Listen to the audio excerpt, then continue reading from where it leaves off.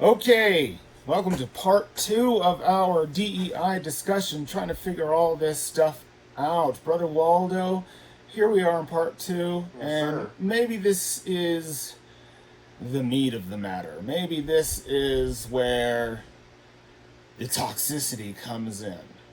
Right. I'm going to try not to be toxic. I have some deep feelings about this. I don't know how they're going to come across.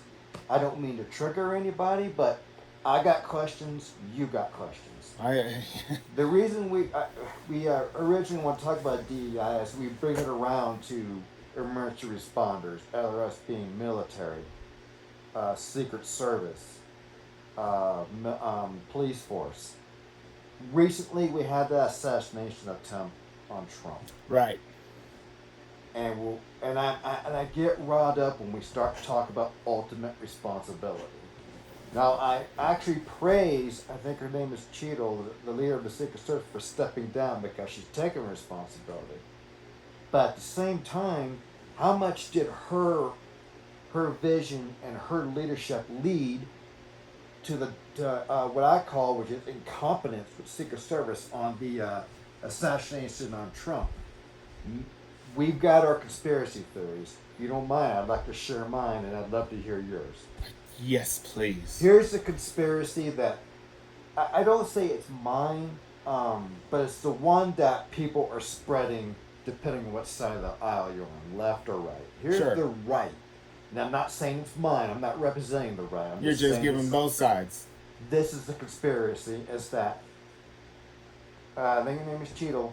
Her leadership deliberately tried to make a situation that would get Trump assassinated. By doing that, they believe that the certain building where the shooter shot from, it was completely left uncovered, unchecked, and unwatched, only 400 feet or less away from where Trump was speaking.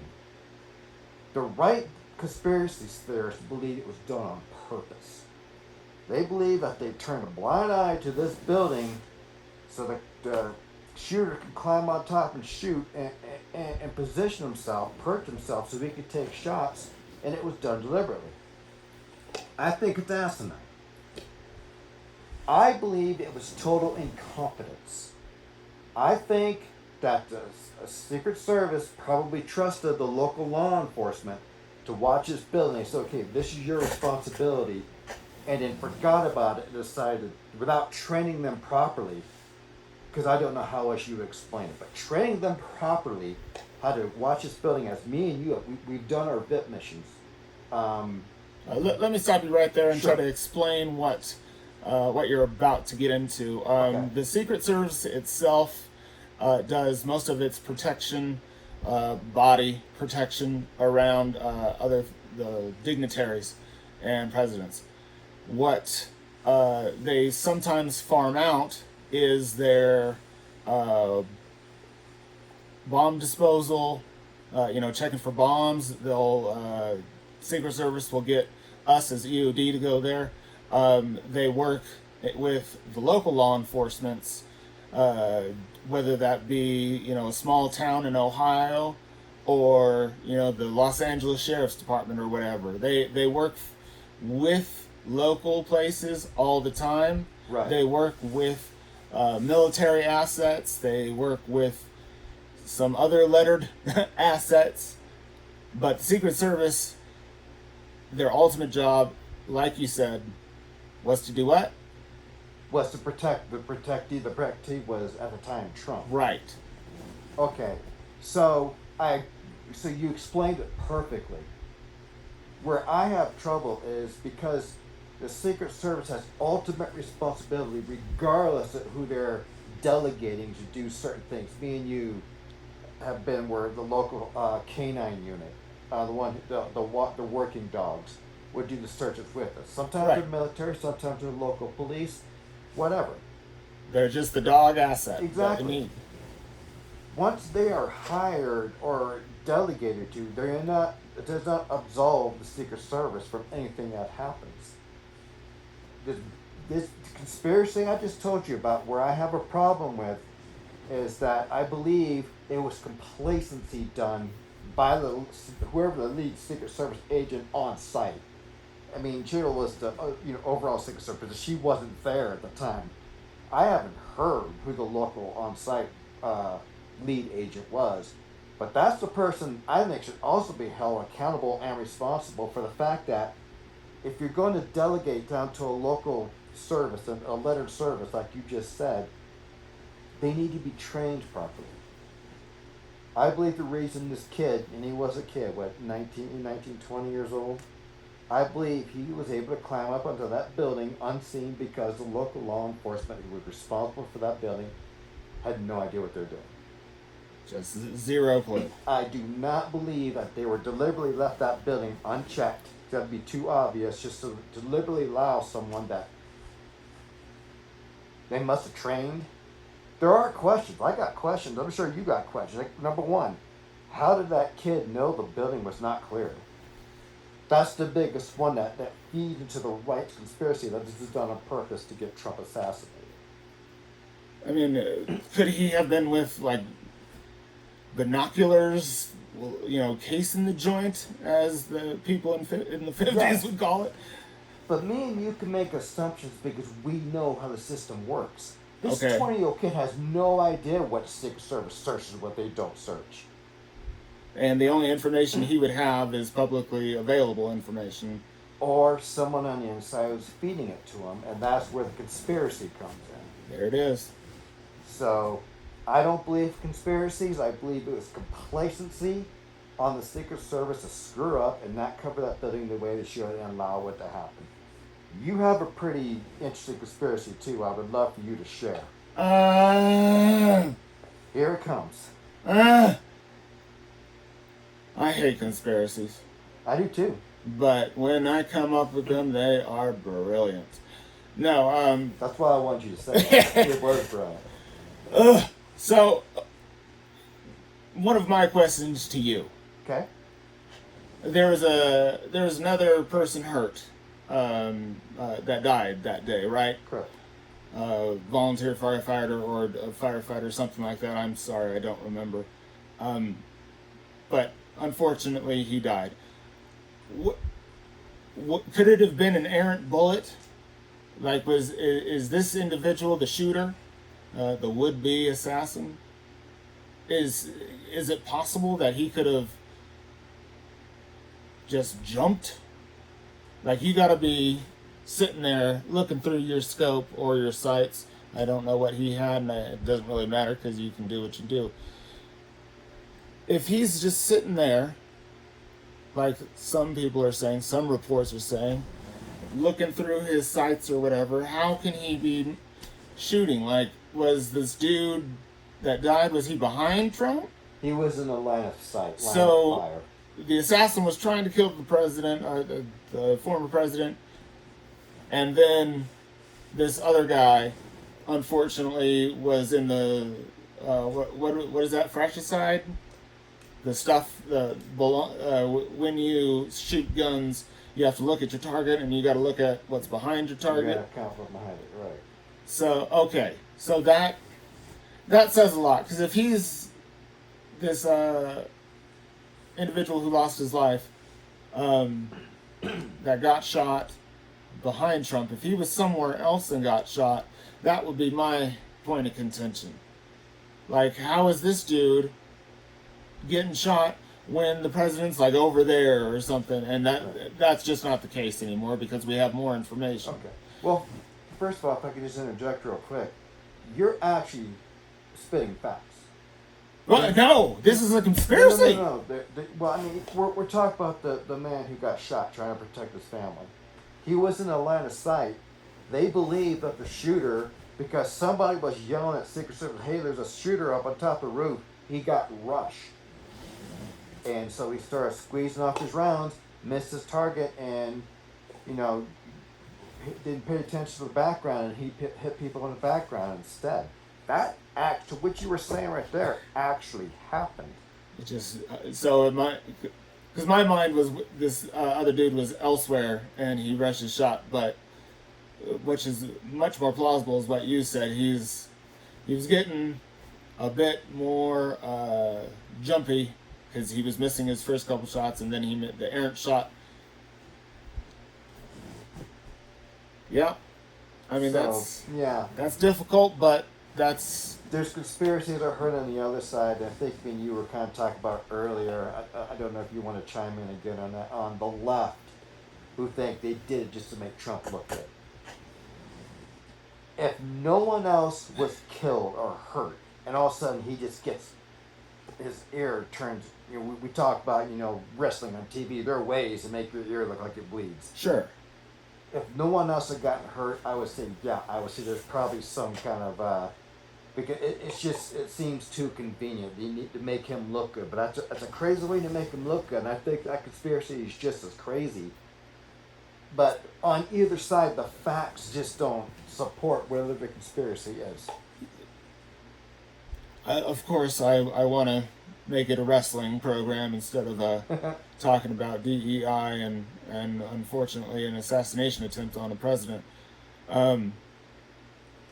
It seems I don't know anybody who has actually gone over and talked talk the talk, going over and saying, shoot me, but don't hit me here, hit me here. That I don't know anybody who wants to get themselves in that. So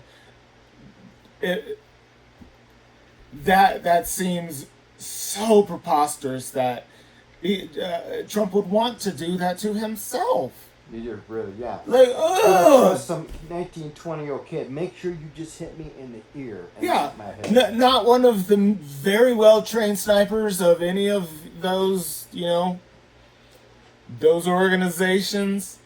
Not those guys. I want this 20-year-old to come over and show me that his, backwards, wherever he's from, just doing stuff. I just have a feeling that as time goes by and the investigation goes on, you're going to find information that's going to get twisted to support your theory. So it's an ever-evolving conspiracy.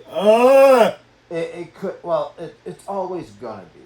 Did Trump have it done on purpose to make him look good, or did Biden actually, or someone on the liberal side, Democrat side, try to set it up where he would get assassinated? Oh, okay. So is that another conspiracy though? What's that? They would the actual what seems to be obvious, the president or one of his cronies, Biden, excuse me, and one of his cronies wanted to actually assassinate Trump. That just seems it seems ridiculous. That it is ridiculous. That seems to be the biggest conspiracy going on right now. Is that someone on the left side, maybe not the president, because I don't think the president would ever himself try this, but somebody who's a supporter, we'll call it a supporter, would try to set this up to assassinate the president or the former president. There's just too many things to add. Number one, if you really want to do this, you know what would be best to do it? Let's go find some 20-year-old kid and show him how to use a rifle real quick. Yeah, you kidding me? I mean, like I said, it's so preposterous. That's not even efficiency. Maybe that's my EOD efficiency brain going. That is not. If you want something done correctly, you don't get like a 16-year-old to do it or something. You get right. The 35-year-old who's been doing this thing. You don't have a 16-year-old Michelin star chef. You got guys in their 40s, 50s, 80s getting those things. So for anybody who's actually wanting to kill, they're not going to hire a dude like that. Even if he is a zealot. Even if the shooter was a zealot, is a zealot, whatever, we'll never know because he is dead now. That's stupid. You don't hire children to do big boy jobs. And I know that, we all grow up, we all do this, but like you said, he's still very young. No, he is not a child, right. As according to the 18-year-old, you're, magically an adult now. But he's still had some childish ways. There was, I mean, He was manipulated big time. had to be. But the questions and investigation that I want to know: how did he know the building was unclear? How did he know how to get on top of the scale the side of a building at his age? And how did he know where to shoot and where to aim and all that? How did he know all this stuff? It's not something, I mean, they don't, we know that whenever they come up with a plan, TSD comes up with a plan, they say that this area is going to perfectly clear and they give it to the public. Sure, it was publicly advertised where Trump is going to do his thing, but in that building being so close and being so high, you would assume, without knowing anything, you would think that building would have been cleared, that people were watching it. But it wasn't. How did he know that? Unless he's casing the joint, but how would he know to case the joint? Again, it just keeps going and going and going, and then you start making assumptions instead of what the facts are, and then that's what probably turns it into a conspiracy. Right. Once the investigation's done, somehow, some way, it's going to be impossible now that the shooter's gone, he's dead, is to find out how in the world he knew what he knew to get to where he was to be able to shoot. And some people talk about, well, that's just an easy shot. Anybody can make that shot. No, they can't. Not 300, not almost 400 feet. It's a little difficult to shoot. The only reason he didn't hit Trump in the head is because Trump moved his head a little bit and he connected his ear. He was on target. You just had a kid to do the, hey, go shoot that. No, he had some practice. He had some training. I don't know if he was part of militia or what have you. What the investigation, we're going to find out what he's involved with. Okay. Who trained him how to use the rifle? Who told him that building was not going to be cleared? And how did he know how to get up there? I'm not saying that there's a conspiracy that he was trained by a sympathizer for the left. I'm not saying there's a conspiracy. I'm saying he couldn't have acted alone. He was given information to do what he did, and I don't think anybody was purposely looking the other way just so it could happen. Right. It was complacency. It was Secret Service ultimate responsibility, and they failed. But I don't think it was done on purpose. So, as part of the DEI, we figured out this particular individual could have, the would-be assassin could have been a DEI hire. Because he wasn't the smartest. Because if you're smartest, you're not going to get shot when you're trying to shoot. I don't know. Okay. But then we have the Secret Service lady who is half a Trump size trying to take a bullet for him. And it went right over, This is where I think I'm going to get myself in trouble. Uh-oh. Toxic. Okay. Trigger alert. Did DEI contribute to this complacency? Was the way it was run from the top all the way down, that their complacency to sit there and say, okay, local law enforcement, that building's yours, go do it. And they had no idea what they were doing. Obviously, dumped the Secret Service to train them. Was DEI the reason that shortfall happened? Because we could see the video. You've got people half Trump size trying to protect him from a bullet, which is their ultimate job, is to protect them from bullets. They can't do it. Number one, they can't physically protect him. Number two, if he did fall, would they be able to carry him down and get him out of the area? No, they can't.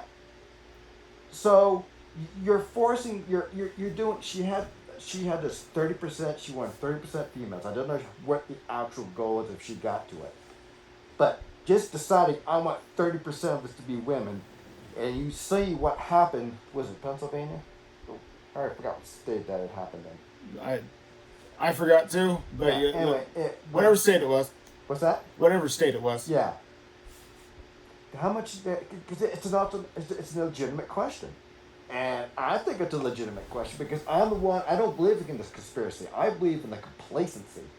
How much did DEI play in her focus, her main objective for DEI hires? How much did that contribute to the failure of Secret Service to protect Trump at this place? Cheadle's is the individual you're talking about? Yes. It was her objective to make a 30% female. I don't know. There's no way for me to know. You look at all the Secret Service agents. We've been on these missions. There's all kinds of Secret Service agents everywhere, right? All kinds of everything everywhere. Right. How many of them were women? I don't know. But we saw the video. We saw who was there. The most protected, the people who were most responsible for protecting him, putting their body in front of him to try to keep him from being a shield. They couldn't do it. I mean, okay, let's respect her for trying to take a bullet for the president. Sure. Is that? But at the same time,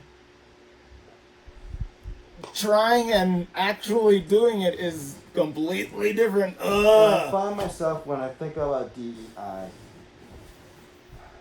I understand. I try not to always make it about gender. If I was Sure.